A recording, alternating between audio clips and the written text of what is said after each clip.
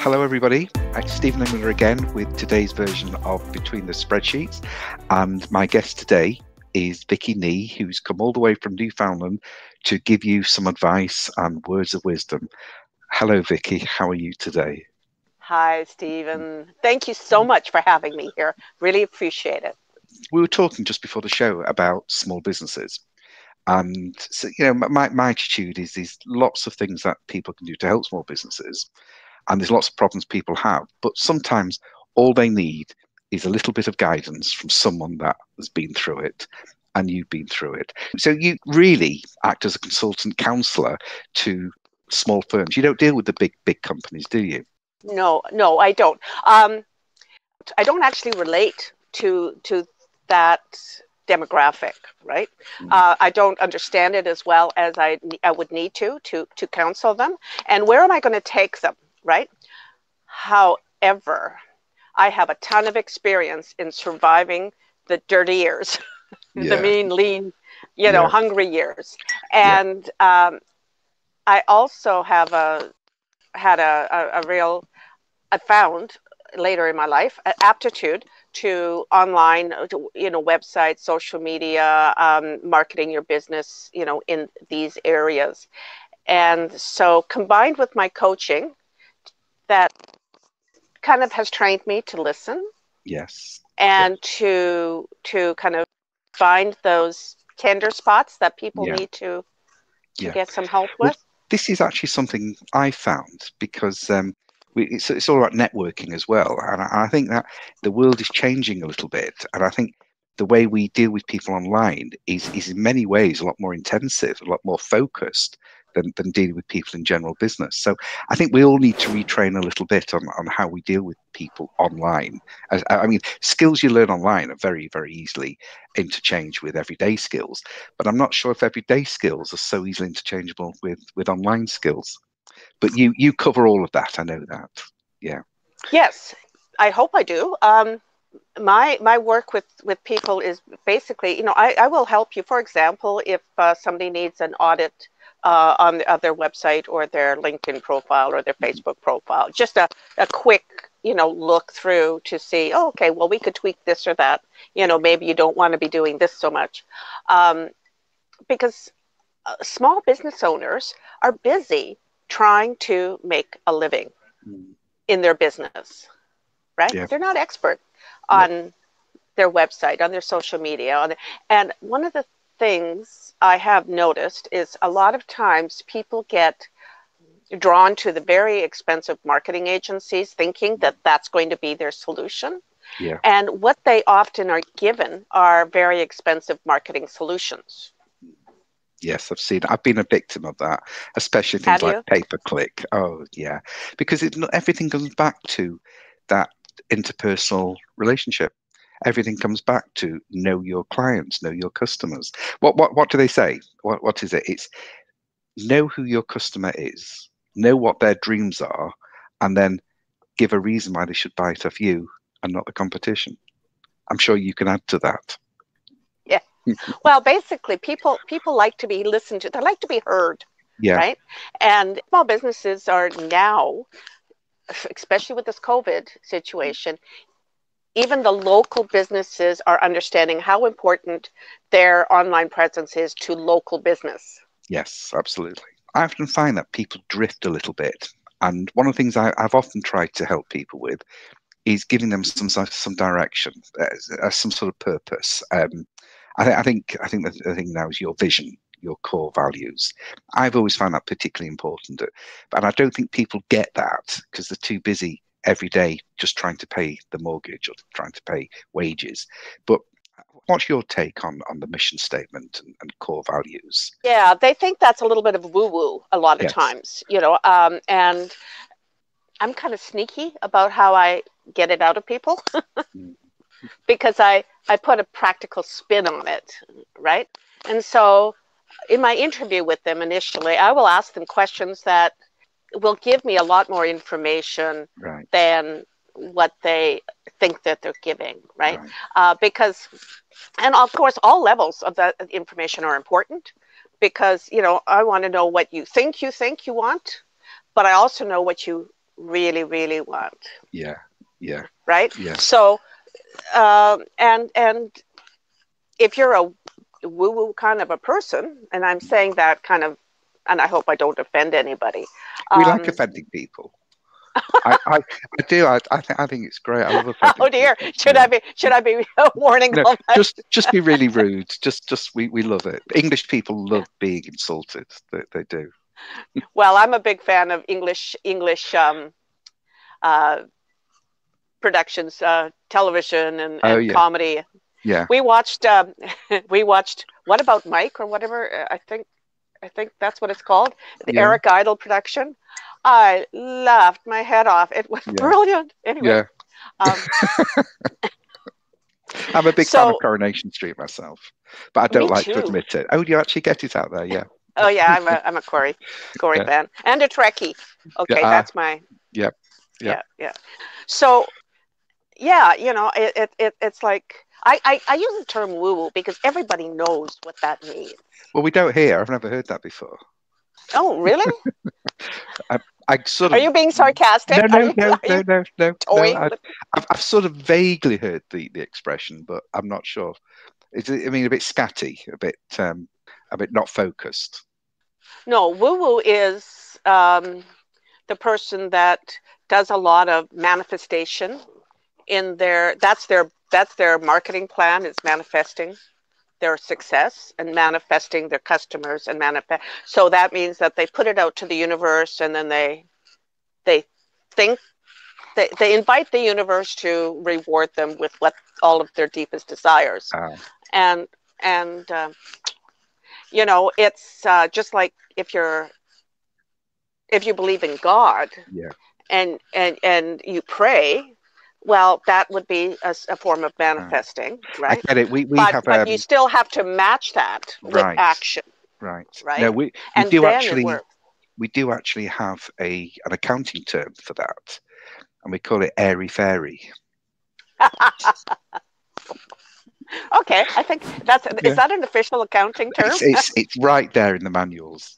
Right. Okay. Yeah. This is my approach to marketing or sales. I'll sit there and see if the telephone rings. I know it will because my number's in the telephone book. But yeah. Well, I sort of view cash flow projections a little bit in the airy fairy side. A lot of people don't like cash flow projections because it doesn't tell them what they want to hear.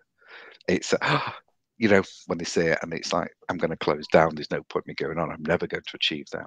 But I often think that, and I've given the talk here about purpose, about vision, and it's very airy fairy to a lot of people, because I think the problem is not very many people have the luxury of planning something that doesn't bring in a customer, it doesn't solve a problem.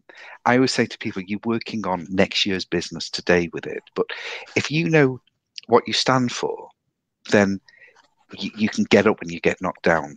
It gives you a reason to go and do something. If you just do something because you're selling something, or you're getting some money in, or it solves a problem, but it's not always a great motivating thing to really do the things that you don't want to do. Well, you can solve a lot of problems with a lot of different solutions that take you in all the different directions. That then you end up sort of where you're at already. Yeah. Because you've sort of you haven't progressed. You haven't moved towards that real defined goal that you want, right? And knowing what your core values are, knowing what you want to achieve, it does have power, right? So, I can't discount it, but it also gives you a very practical target to shoot for when you, and something to evaluate how you're going to make your decisions. So, for example, if, in your jewelry shop, you make handmade fine jewelry, right? And you've been trying to flog this stuff at all the craft sales, in your local area, and nobody's buying your jewelry because, you've got to charge something for it because it takes you hours, and the materials, and, the value.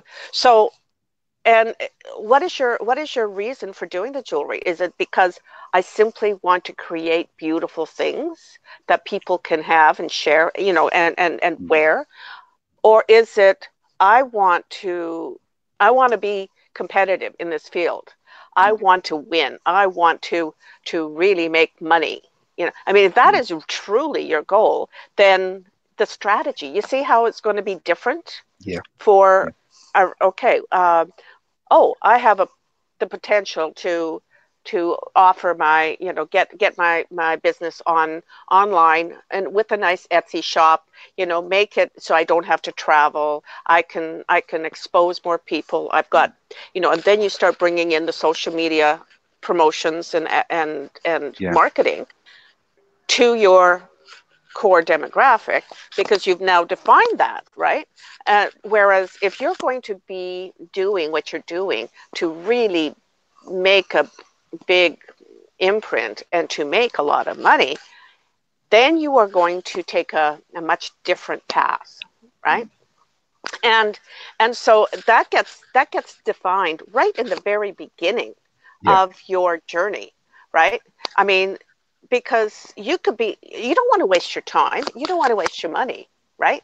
If you are there for the altruistic, beauty of the jewelry, you don't want to waste your time, your money on big so Vicky, why do you think people have so much difficulty in actually determining or even considering why they do things, what their motives are, what they're trying to achieve? Well, I think it's because they're scared of failing.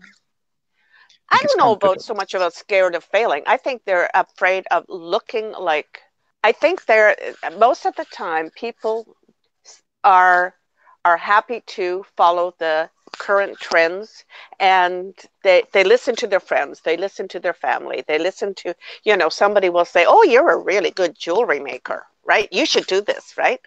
And then, so they go and do it, and then but nobody's going to pay more than $5 for anything, right? So they're like taking all of this information from all of these different scattered places, and they don't take the time, and sometimes they just don't know the process to really drilling down and really getting to their own heart of the matter. So having that, and you only really need to do it a couple of times, and then you can kind of incorporate it into your regular routine on your own. It's not like, every time you want to kind of come to a decision, you have to run and find a coach. You just need to understand the process, and then understand yourself, and then you're not going to shift that drastically, over the next time, unless something drastic happens. So following trends and following crowds, and being overly influenced, caring too much about what other people think. Sometimes you don't even know you're doing it, right? But it's hard not to. Yeah, but the very reason people buy off you is because of the personality that you bring into your products or services. And I think that's what you're about. You're about making people see why they do something or why they don't, and trying to put together into some sort of goal to follow. Starts with, what are your dreams really, and then we move the whole business to achieve that. That's what we do. And then because I was going to say, you do a lot of support as well by handling some of the social media side and some of the pretty stuff as well, all the websites and that type of thing. Absolutely. Yeah. And because sometimes, I mean, people will use our services to get them started, to get them going, to really get to understand. And, some people really like the hands-on. They want to, they're capable to do it themselves. So with a little bit of, we offer training, and, have at her, and then I'm always an email away, right? Yeah. So it's not, we don't cut the lifeline. Go out there. I always like working with coaches like yourself, because you've got, on the one hand, you guiding people into what they should do in everyday business life, and then you've got my hard-hearted and cold money people who measure everything and prepare accounts. So you sort of put strategies together, and we provide the information so that they can see what they're doing, so they can see a result, a physical result. Correct you on that. I don't provide any strategies at all. You help them decide the strategies. But I have them, yes, because the thing that I've provided a lot of strategies for people that I knew were awesome, excellent, and they would have been right there. But they don't listen to strategies that other people provide as much as they listen to themselves. Yes, yes.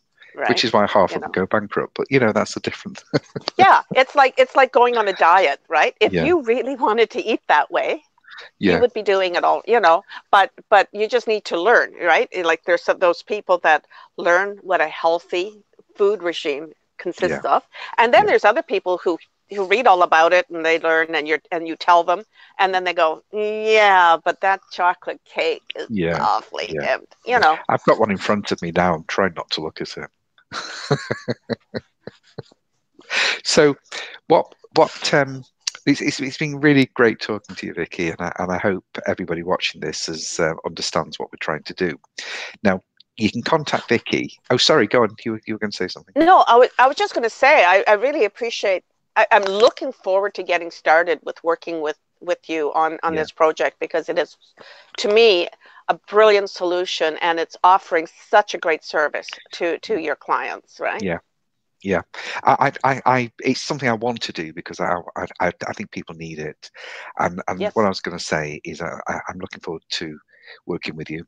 I think that joining our little coaching groups, and I was just going to end up by saying, if anybody would like to contact Vicky direct for a consultation, or feel that she's somebody that could work with, her email is going to pop up at the bottom below, as long as her contact details.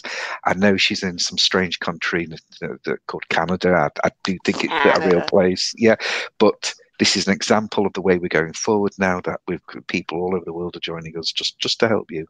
So either contact Vicky direct or come through me. Either way, if you join one of our little groups, you could be in the group that Vicky's looking after. So thank you very much for watching today, and I'll see everybody on the next show. Thank you. Good night. Bye-bye.